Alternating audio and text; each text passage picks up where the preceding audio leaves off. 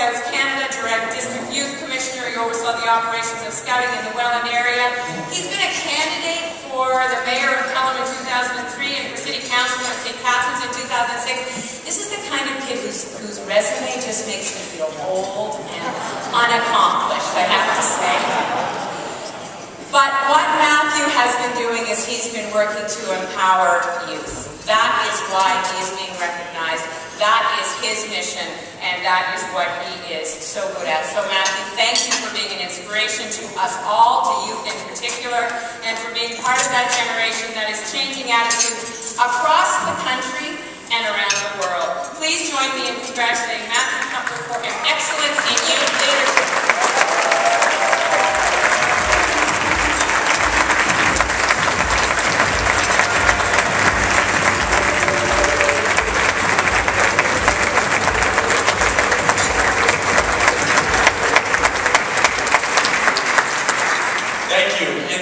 It's an honor to be in a room, I can't see any of you, but it's an honor to be in a room filled with such a diverse group of community leaders.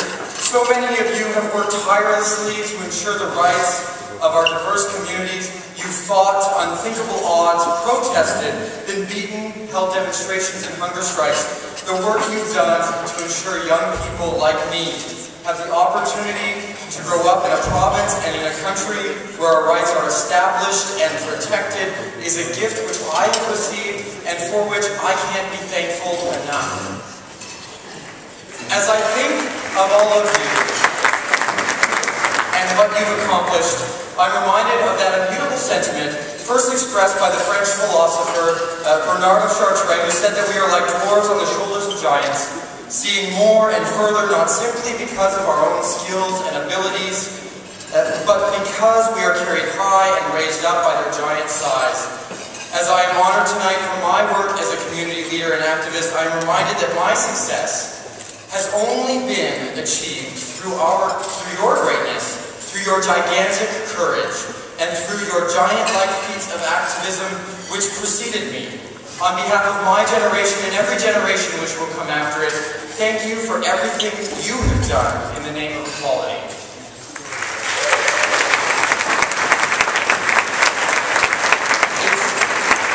It's truly a remarkable thing to be standing here because as recently as 7 or 8 years ago, I held no connection to the community at all. I was both a youth activist, as Kathleen mentioned, and gay, but did not see the need to perceive my sexuality outside the very small lens of my personal, intimate relationships. Like many in my generation, I cast aside our community's identity as something irrelevant to my life. As many of you may know, my activism in a queer context was not brought about through my coming out or through an inherent drive to queer activism, but instead through an unfortunate experience of homophobia in my high school. An experience which helped me to understand why the LGBT community, its history and its continuing fight is as relevant now to me as it has ever been to anyone at any time.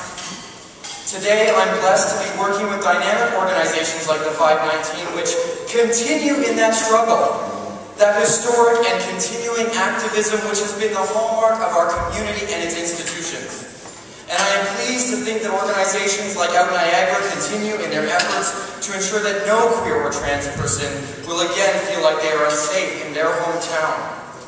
I'm especially happy, however, to be sharing the stage, wherever she disappeared to, with Kathleen Wynne, the Honourable Minister of Education, under whose direction, together with the support and leadership of Premier McGuinty and Deputy Premier Smitherman, much is being done in our province to ensure that no young person will experience the isolation and fear that I did that October 9th, 2004, and to ensure that our schools become the safe and nurturing space that they should be for every young person, regardless of sexuality or gender identity.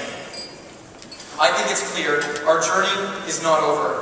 Until equality is a reality for every person, rural or urban, Canadian or Iranian, gay or trans, until we address the homophobia, racism, ageism, transphobia, and other prejudices which exist within our own community, our work is not done.